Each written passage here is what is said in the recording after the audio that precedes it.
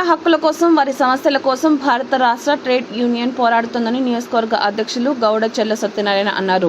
గురువారం మండల కేంద్రంలో మేడే ఉత్సవాలను పురస్కరించుకుని కార్మిక పతాకాన్ని ఎగురవేసి అసూలు బాసిన కార్మికులకు నివాళులర్పించారు. అనంతరం సత్యనారాయణ మాట్లాడారు.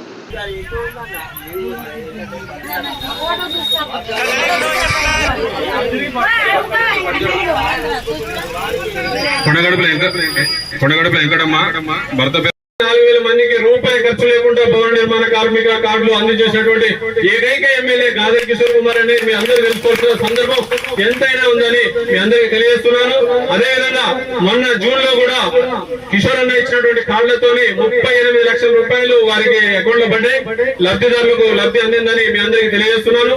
ఆ లబ్ధి అనేది సహజ మరణం కావచ్చు, ప్రమాద మరణం కావచ్చు, వీటి ద్వారా వచ్చినటువంటి వేతనం 38 లక్షల రూపాయలు మొన్న వచ్చే కిషోర్ అన్న అందించిన కార్డులే. కాబట్టి ప్రతి ఒక్క కార్మికులు కూడా కిషోర్ అన్న